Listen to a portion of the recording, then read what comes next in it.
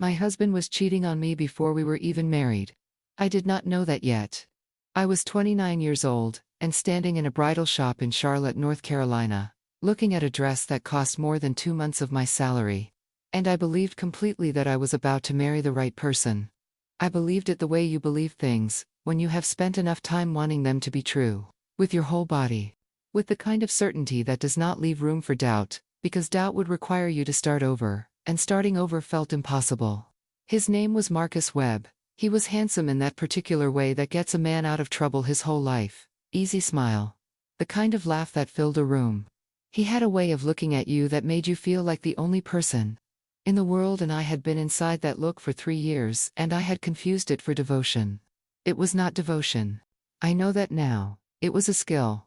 Some people are born knowing how to make you feel seen. The gift is real. What they do with it is something else entirely. I found out about the first woman 4 months before the wedding. A message that came through on his tablet while he was in the shower. I was not looking. I want to be clear about that. I was sitting on the couch watching television, and the tablet lit up on the coffee table, and the message was visible from where I was sitting, and I read it before I understood what I was reading. I sat very still for a long time after that. The shower was still running. The television was still on. The world was continuing as if nothing had changed, and everything had changed, and I sat in the middle of that contradiction, and I tried to figure out what I was going to do. What I did was wait for him to come out of the shower. I showed him the message. He cried. He said it was nothing. He said it had been one time. He said he was terrified of losing me. He said things that I now understand are the things men say in that moment when they have been caught and need time to recalculate. He said them with conviction, and he said them with tears, and I wanted so badly for them to be true. I also need to tell you something about my family, because my family is part of this story, in a way I cannot avoid. My parents came to this country from Jordan when I was 3 years old. They built a life in Charlotte with a particular combination of hard work and community that immigrant families build lives with. My father ran a small grocery. My mother kept everything else running. They were good parents. They were devoted parents. And they carried with them, alongside everything else they carried from home, a set of beliefs about family and commitment, and what it meant to make a promise in front of your community. Breaking an engagement was not something that happened in my family's world, not because it was forbidden exactly. Because it was understood to carry a weight of shame that fell not just on you, but on your parents and your siblings and your extended family, and the whole community that had celebrated the engagement in the first place. The party had already been held. The gifts had been given. Everyone knew. Unwinding it would require explanations I did not know how to give. I told my mother. She cried. She held my hand. She said she was sorry. And then she said the thing that I understood and resented and have made my peace with over the years. She said, think carefully. She said, you have built something here. She said, people make mistakes. She said, think about what it means to walk away from this far in. I thought carefully. I convinced myself it was one time. I convinced myself that the fear of losing me had changed something in him. I convinced myself that what we had was worth the risk of staying. I put on the dress. I walked down the aisle. I married Marcus Webb on a Saturday in June, with 300 people watching and my father crying in the front row. And my heart doing something complicated that I did not let show on my face. The marriage lasted for years. The cheating lasted the entire 4 years. I did not know that yet on the day I walked down the aisle. I would find out later, in pieces, in the particular brutal archaeology of a marriage that is coming apart. But first I need to tell you about Diane. Because Diane is where this story gets complicated in a way I was not prepared for. Diane Webb was Marcus's sister. She was 2 years younger than him, and she had his same easy laugh and none of his capacity for deception. She was genuinely warm. She was the kind of person who remembered what you told her, and followed up and showed up when things were hard. She had been with her husband Kevin for 6 years when I married Marcus, and they seemed solid in the way of people who have figured each other out. She started coming around more in the 2nd year of our marriage. Not in a way that seemed strange. She and I had become close in the way that sisters-in-law sometimes do, when they genuinely like each other. She knew about my work. She knew about my friendships. She knew things about my marriage that I told her in the way you tell a trusted person things. I trusted her completely. Somewhere in the 3rd year something changed. I noticed it before I named it. The noticing came first as a feeling, a low-level unease that I did not examine too closely, because examining it closely would have required me to ask a question. I was not ready to ask. She started finding reasons to be in our space, more than she had been. She laughed at Marcus's jokes with more energy than the jokes required. She touched his arm when she was making a point. Small things. The kind of small things that are individually explainable, and collectively add up to something that your body understands before your mind is willing to. I told myself I was being paranoid. I had been betrayed before. I was probably projecting. I was probably seeing patterns that were not there because I had been trained by his first infidelity to look for them everywhere. I was not projecting. I was reading the room accurately. I just did not know yet how accurate I was. My father died in October of our 4th year of marriage.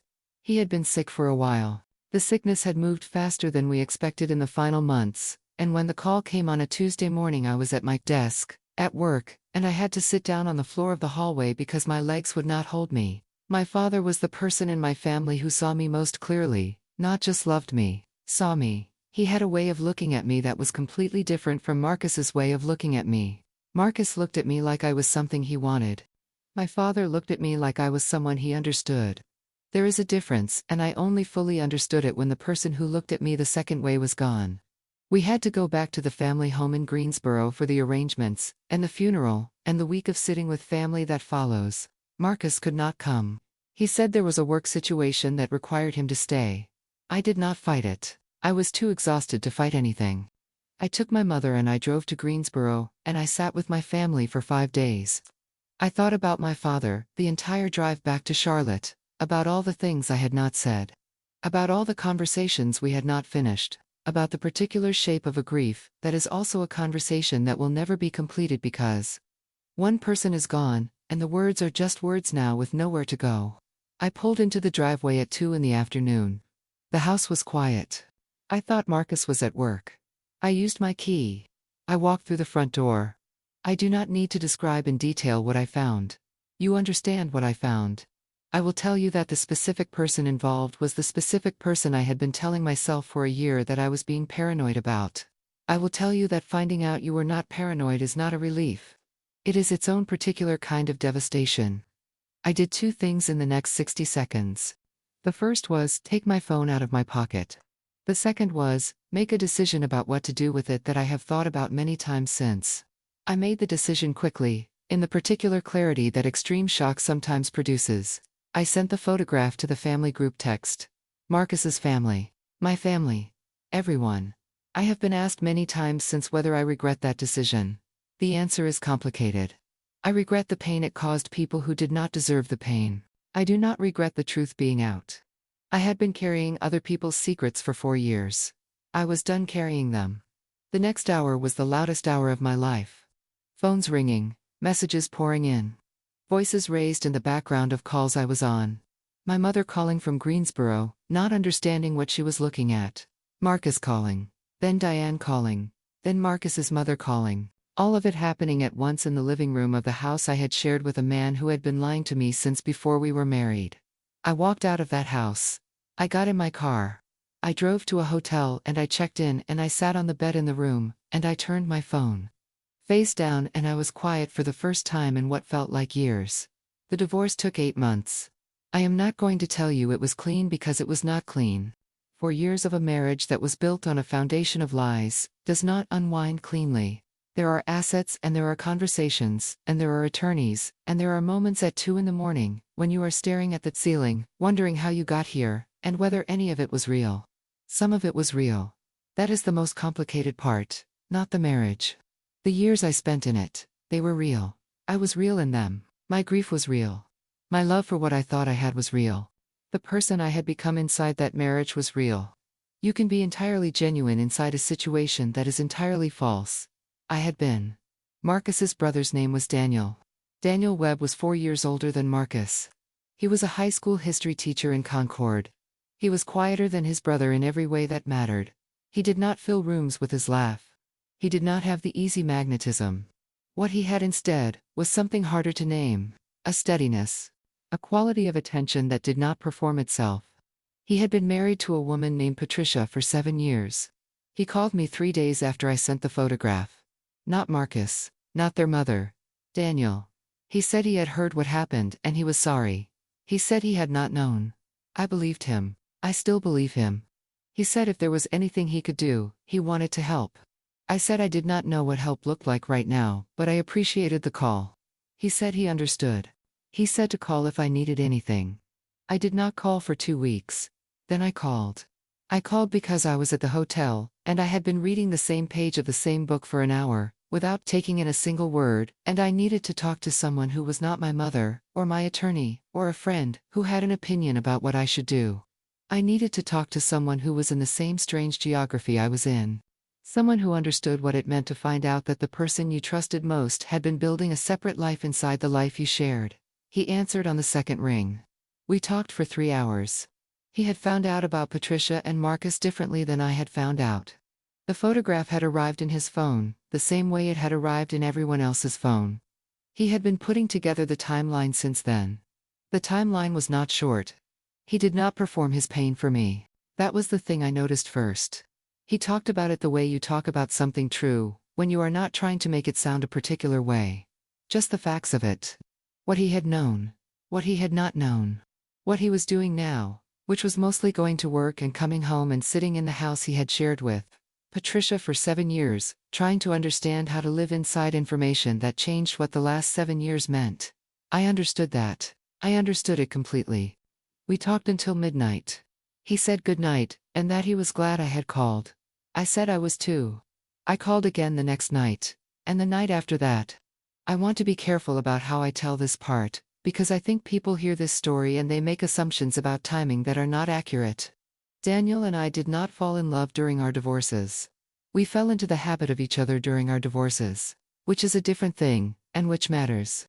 What happened between us in those months was not romance. It was the particular intimacy of two people who have been through something similar, and who can say things to each other that they cannot say to anyone else, because no one else would understand the specific texture of it.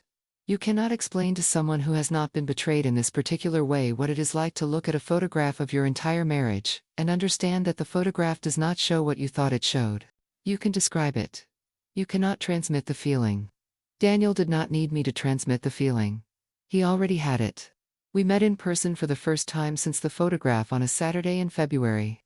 Coffee at a place in Noda that neither of us had been to before. Neutral ground. We sat for 2 hours. He was different in person than he was on the phone, in the way that some people are more themselves in a room than they are in a voice. He was careful. He listened more than he talked. He did not try to make me feel better. He just stayed in the conversation. I drove home and I sat in my car in the parking lot of the hotel, and I thought about the 3 hours we had just spent together. I thought about how long it had been since I had sat with someone and felt understood without having to explain myself first. I thought about how different that felt from what I had spent 4 years trying to make work. I was not ready to call it anything. I was still in the middle of a divorce. He was still in the middle of a divorce. The timing was wrong in almost every measurable way. But the thing I had learned from 4 years of trying to make wrong things work is that wrong timing and wrong person are not the same thing. The timing of a relationship is circumstance. The person is something else. His divorce finalized in March. Mine took longer. Marcus contested things he did not need to contest in the way of a man who understood that the longer the process continued, the more opportunity he had to negotiate something he wanted. My attorney was patient and I was learning to be patient, and the process moved at the pace processes move. Daniel and I kept talking. We were careful with each other in a way I had not been careful with anyone in a long time. Careful in the sense of deliberate, of not rushing towards something because we were both in pain and proximity, and pain and proximity can look like connection, when they are actually just two people keeping each other warm. He said something to me in April that I have held since we were on the phone, and I was tired and the divorce was in one of its worst stretches, and I said I did not know how to trust my own judgment anymore. I said I had trusted Marcus completely, and I had been wrong. I said, how do you know when you are reading something right? He was quiet for a moment. Then he said, I think you trust the pattern. He said anyone can show up well in a good moment. He said you watch what a person does when it is inconvenient, when it costs them something, when the easier thing would be to go the other way. He said that is the pattern. He said that is the thing you can trust. I thought about Marcus, about all the inconvenient moments, and which direction he had gone in each of them. I thought about Daniel, about every phone call at midnight, when he could have been doing something else. About the February morning he had driven 40 minutes to Neutral Ground Coffee, because I needed to talk to someone in person about the way he had never once tried to make this into something before I was ready for it to be something. He had been showing me the pattern for months. I had been watching it. I trusted it. My divorce finalized on a Wednesday in July. My attorney called me at 10 in the morning. I sat in my car outside my office and I cried for about 15 minutes. Not because I was sad that it was over. Because of everything it had taken to get to over. All the years. All the believing. All the carrying of someone else's lies inside your own body, until your body didn't know what was yours anymore. Then I stopped crying. I wiped my face. I called Daniel. He picked up on the first ring. I said, "It's done." He said, "I know. I've been waiting for your call." He said, "How are you?" I said, "I think I'm okay. I think I'm actually okay." He said, "Good." He said he was glad. He said he had something he wanted to ask me. He said he had been wanting to ask it for a while, and he had been waiting for the right time, and he thought this might be it. He asked me if I wanted to have dinner. A real dinner.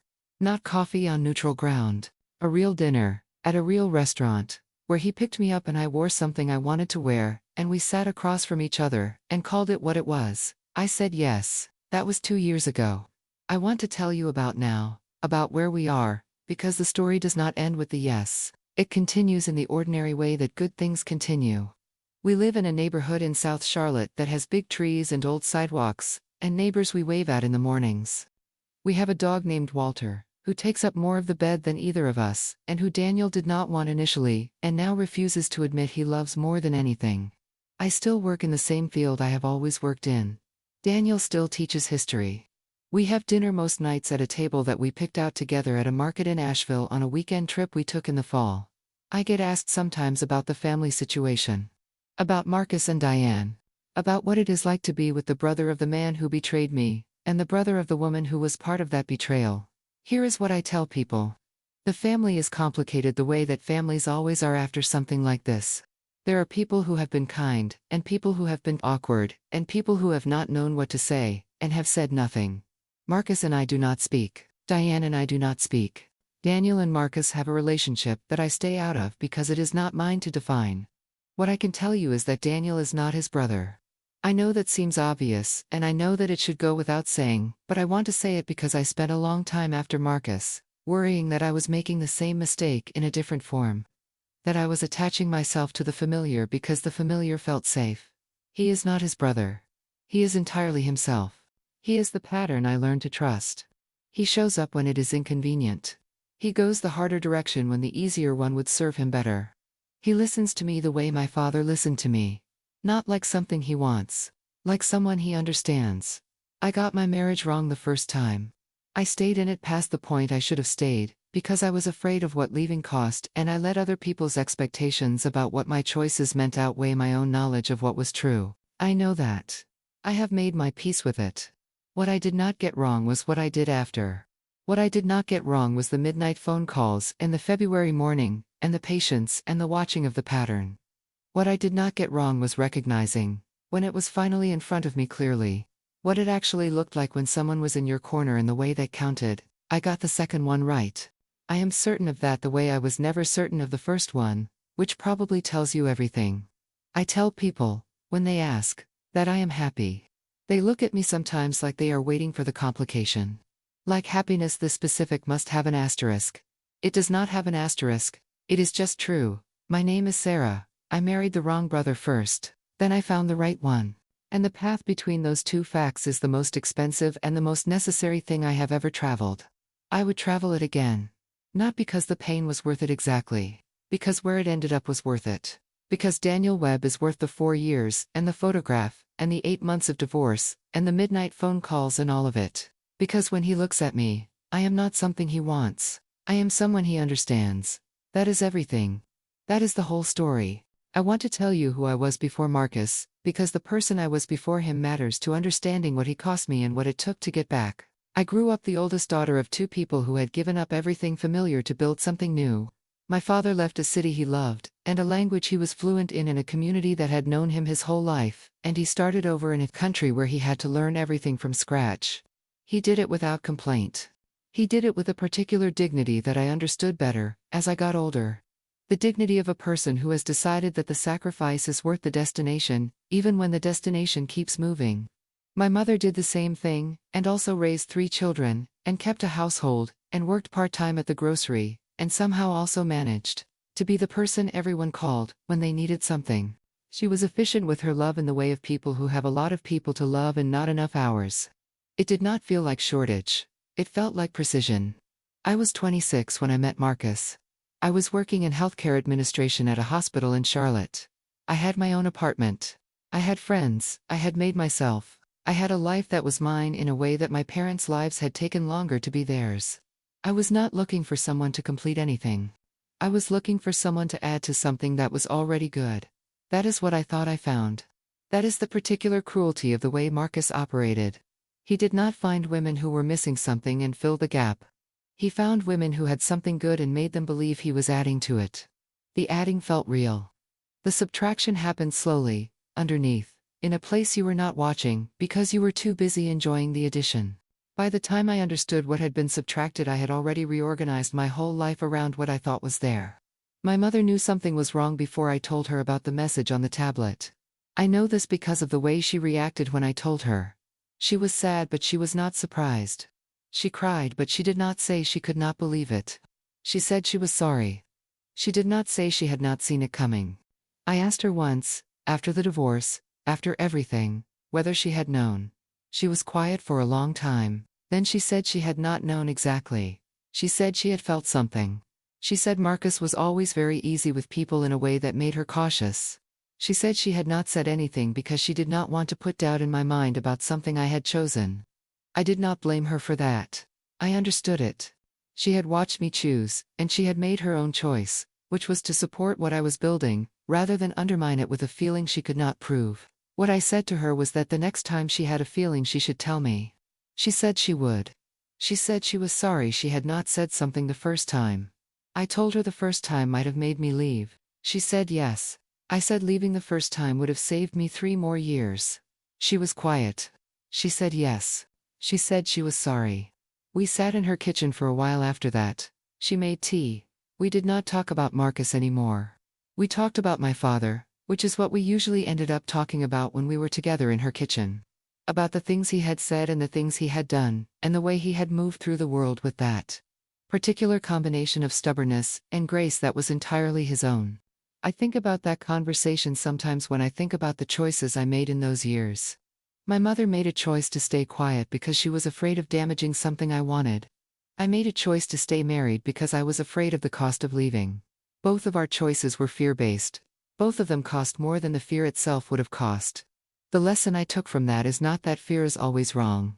The lesson is that fear needs to be examined. You need to know what you are afraid of and whether the fear is protecting something worth protecting or just protecting you from the discomfort of a necessary change. I was afraid of breaking my engagement because of what it would mean in my community.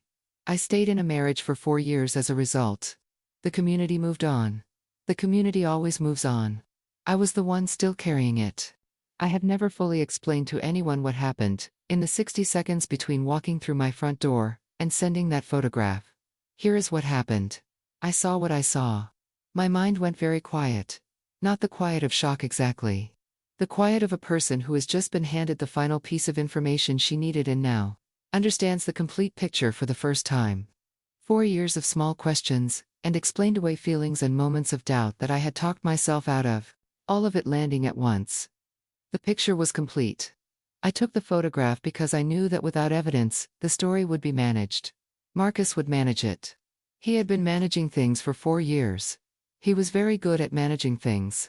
He would say it was not what it looked like, and there would be a version of events that was just plausible enough that some people would believe it, and I would be left with my knowledge, and no proof, and the exhausting weight of trying to be believed. I sent it to the family group text, because I had been protecting his secrets for 4 years, and I was done. Not out of cruelty, out of a very clear and very calm decision, that the truth was going to exist somewhere outside of my own head, and that the people in that group text had a right to know it. I did not think about what Diane's husband would see when he opened his phone. I did not think about Daniel. I thought about Marcus and his mother, and my mother and the 3 years of dinners and holidays and family events where everyone had been playing a version of normal that was not normal. I thought about all the times I had smiled and performed and kept things together, and I thought no more. I sent it. I put the phone in my pocket. I walked out. The responses started coming immediately. I could feel the phone vibrating in my pocket with the particular frequency of multiple messages arriving at once. I did not look at it for 2 hours. I drove. I found a park on the east side of the city that I had never been to before, and I sat in my car, and I watched people walking their dogs and running, and living ordinary lives, and I thought about my father and I cried until I was empty. Then I checked into the hotel. I need to tell you something I left out of the earlier part of this story, because I was not sure how to put it in order. Daniel was at my father's funeral. Marcus had not come. He had his work situation. His brother had driven 2 hours from Concord because he had met my father twice at family gatherings, and thought it was the right thing to do.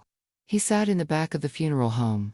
He did not make himself prominent. He signed the book at the door and he sat in the back, and when the service was over he came to the family line, and he said he was sorry for my loss, and he shook my hand, and he left. I had noticed him. I noticed him the way you notice something that is slightly out of place, and then you realize it is not out of place at all. He was there because it was the right thing to do. His brother was not there because other things had taken priority. I noticed the difference without analyzing it because I was burying my father and I did not have the capacity for analysis, but I stored it somewhere. The way you store things that your conscious mind is not ready for. You file them in some quieter part of yourself, and you leave them there until you have the resources to go back and look at them. 4 months later, when Daniel called me after the photograph, I went back to that filing. The man who had driven 2 hours to a funeral for someone he barely knew because it was the right thing to do. I took that out and I looked at it and I understood something about him that I had not had the language for before. He was the kind of person who did the thing that needed doing when it was not convenient. That was the pattern, even before I knew to look for the pattern.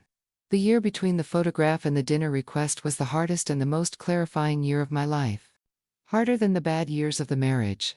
Harder than the divorce proceedings. The marriage had been painful in a specific and targeted way. The year after was painful in a wider and less defined way. It was the pain of rebuilding. I moved out of the hotel after 3 weeks and into an apartment on the east side of the city. It was smaller than what I was used to. It had a balcony that faced east and caught the morning light, and I sat on that balcony with coffee on weekday mornings before work and watched the light come up, and I thought about what I wanted my life to look like when I was done rebuilding it. I had not asked myself that question clearly in 4 years. I had been asking, what do we want? What does Marcus want? What does the marriage need? What does the family expect? I had not been asking, what do I want, in the clean singular way that requires no negotiation. The answer surprised me in its simplicity. I wanted to be understood, not impressed, not won over, not dazzled. I wanted someone who looked at me the way my father had looked at me, like someone he knew. Like someone whose specific self was visible to him, and interesting to him, and worth his full attention.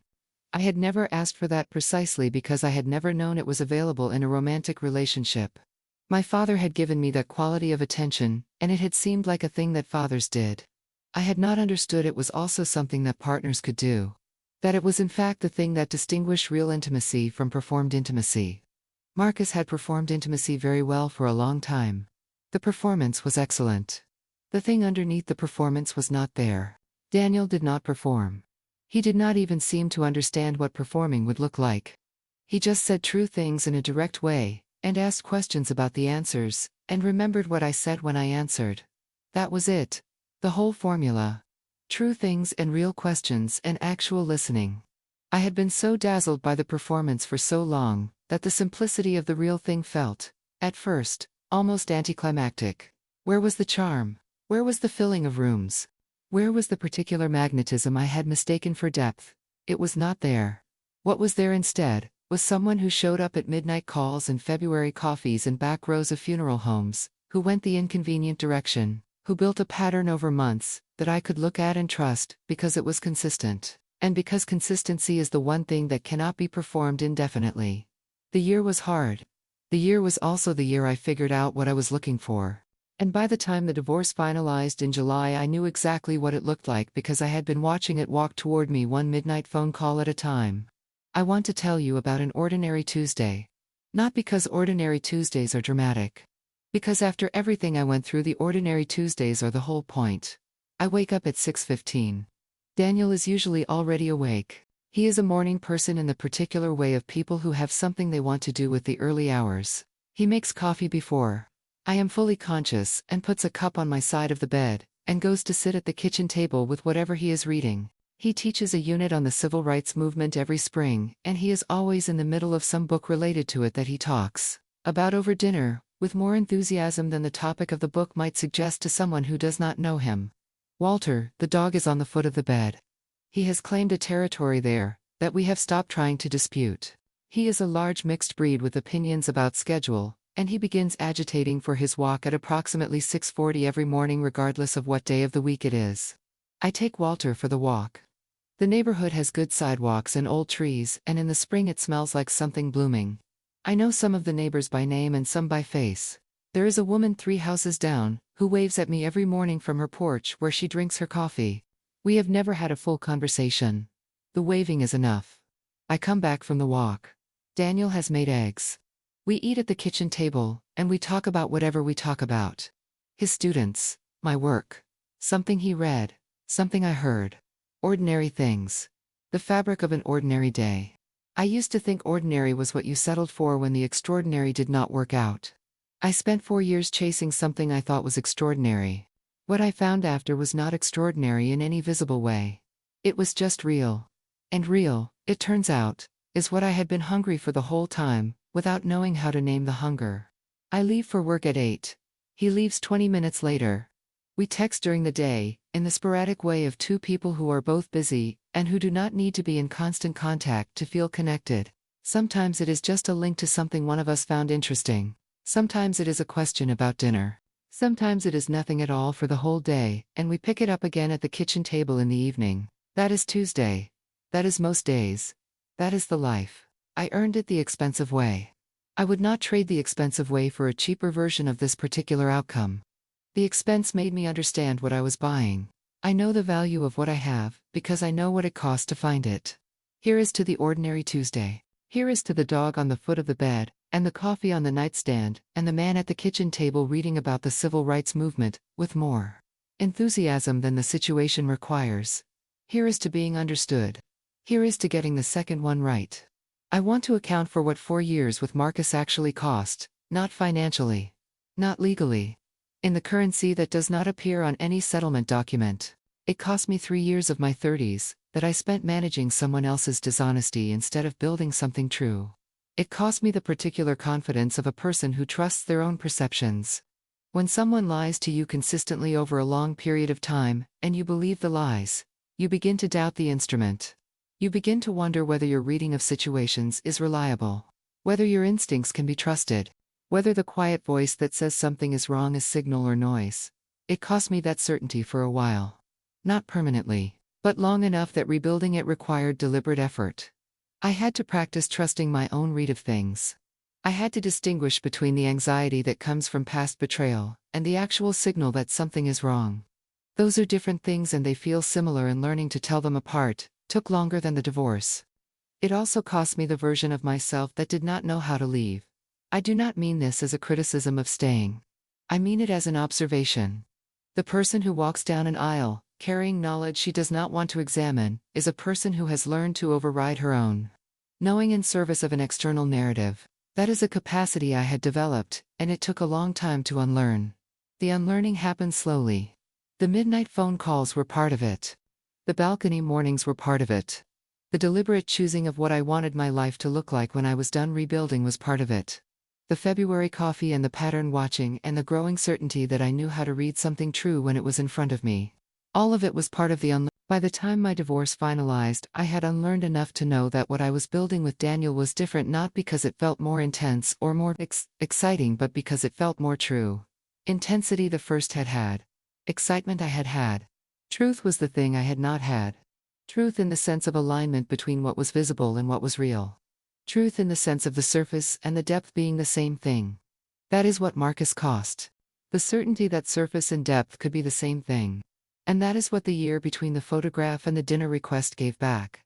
The telling was complicated. Of course it was. We were not naive about what it would look like from the outside. The wife and the brother. The woman who had been betrayed, and the man whose sibling was one of the people who did the betraying. The optics were not simple, and we knew that. We decided to tell my mother first. Not because she had the most standing.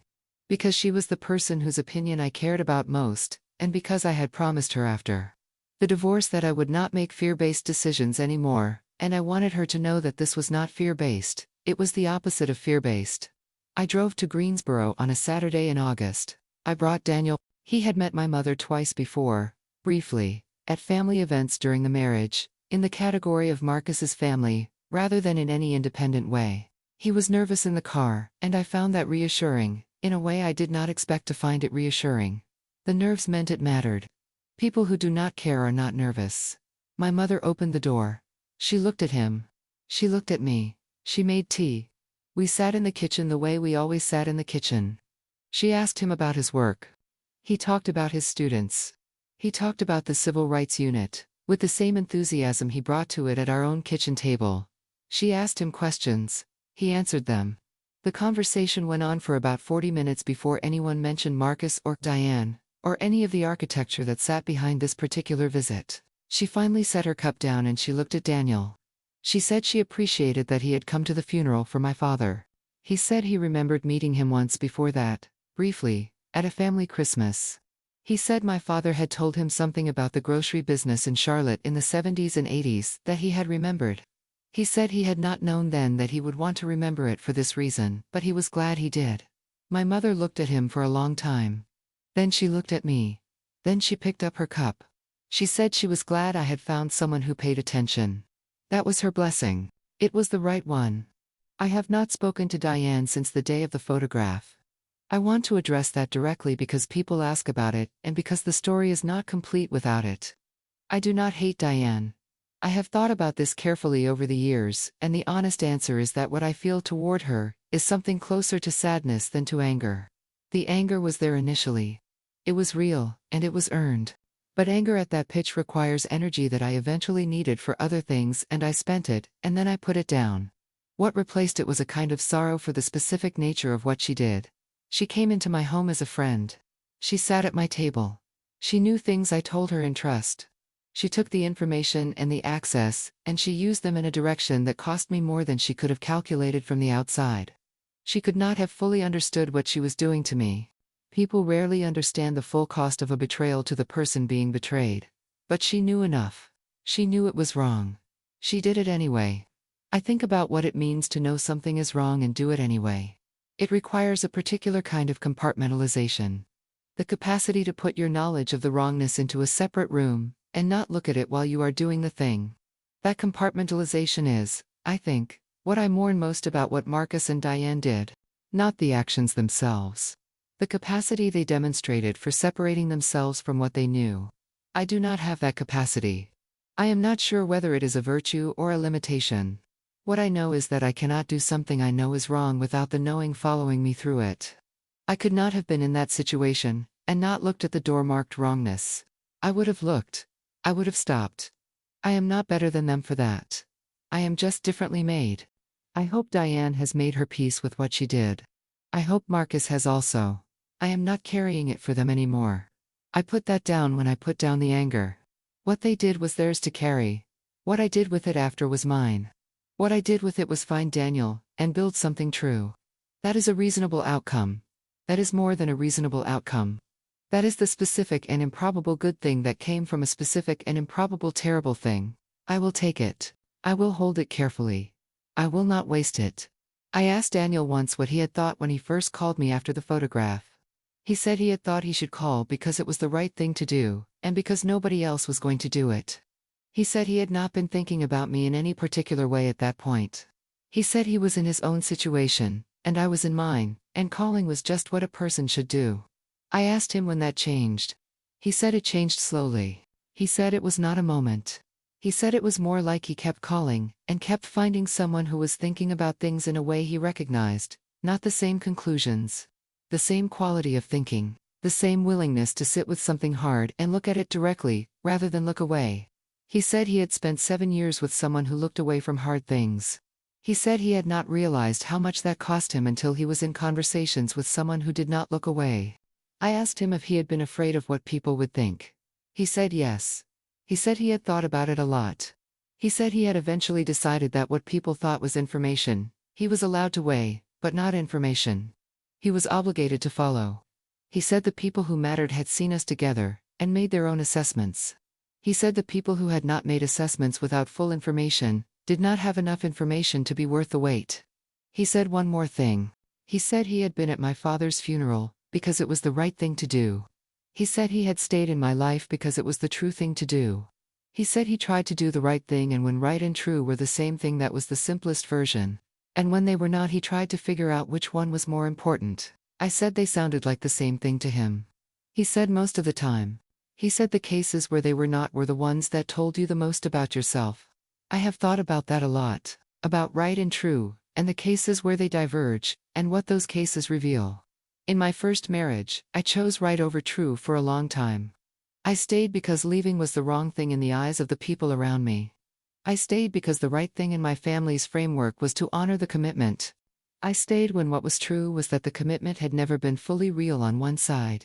The day I sent the photograph, I chose true over right. The right thing, by most measures of social behavior, would have been to handle it privately. To manage the revelation in a way that preserved the dignity of everyone involved. To be careful with the information. I chose true. The truth was going to exist somewhere outside my own head. I decided to make it exist everywhere at once. It was not diplomatic. It was not carefully managed.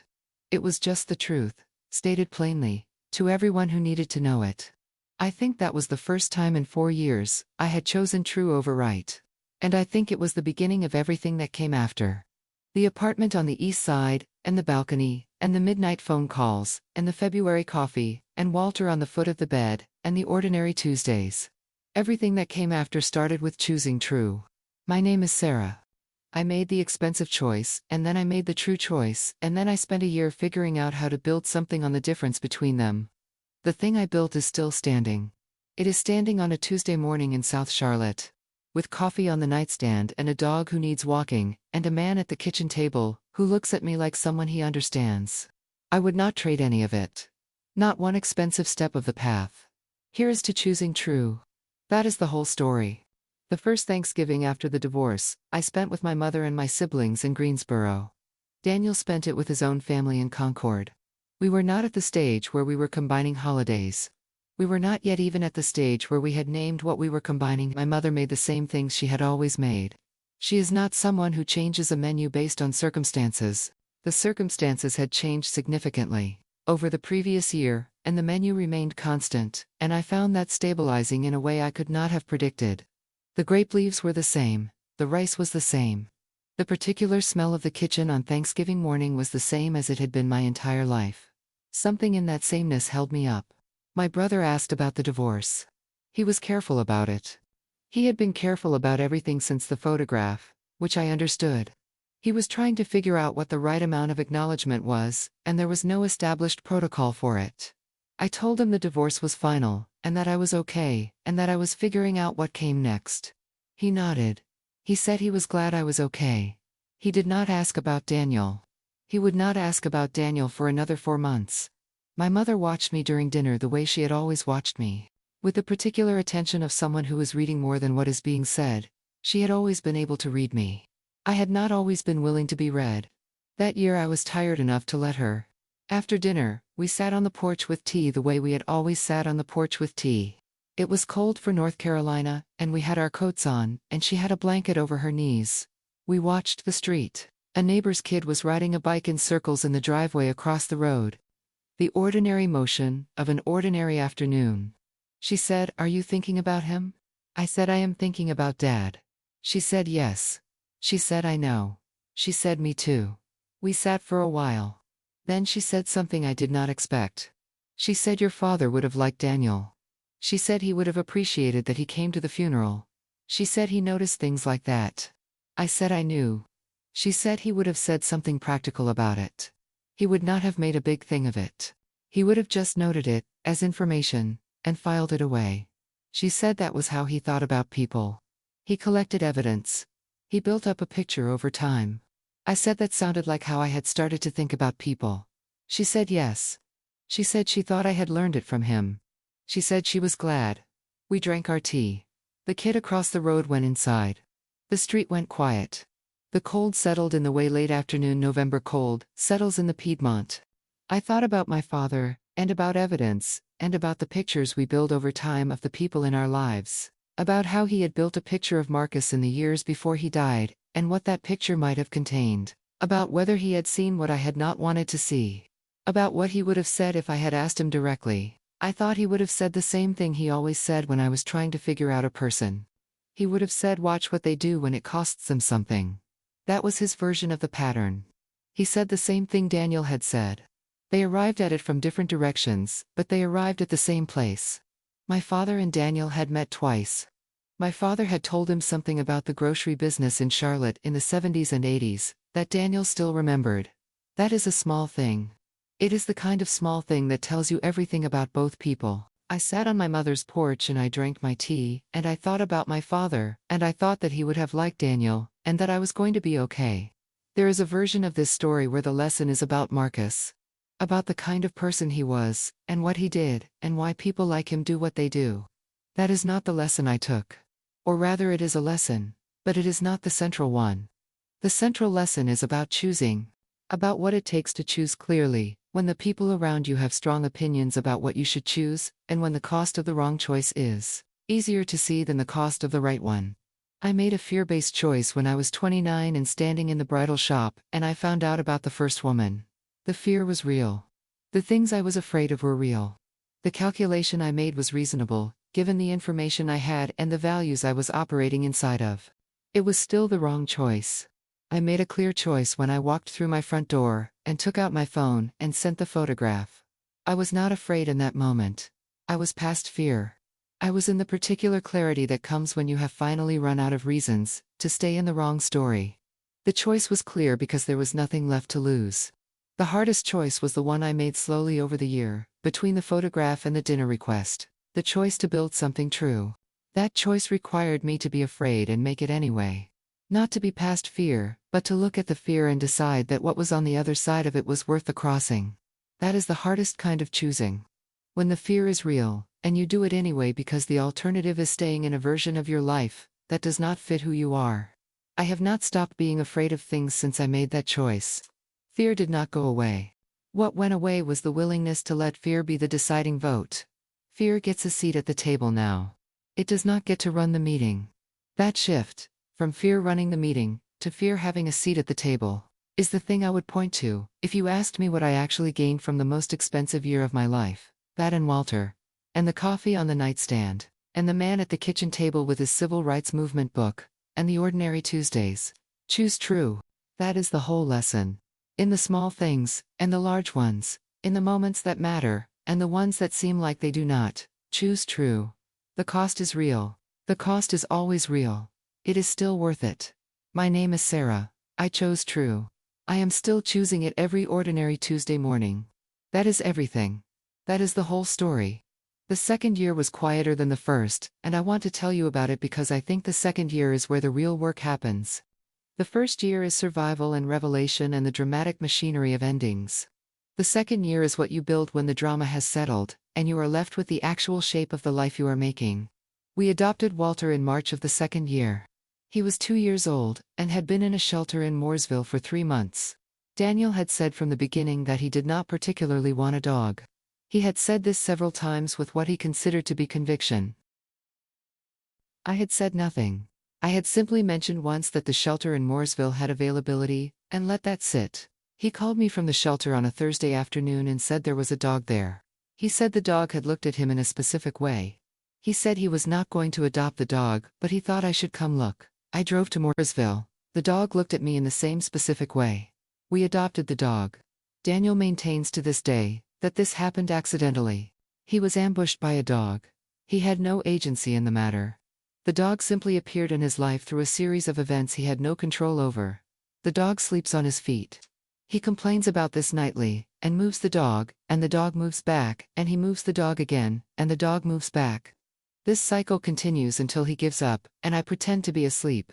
I tell you about Walter because he is the emblem of the second year for me. The second year is where you stop making large decisions, and start making small ones. Where the drama is replaced by the texture of a shared life. The dog and the neighborhood and the kitchen table and the dinners and the ordinary Tuesdays and the discovering of each other.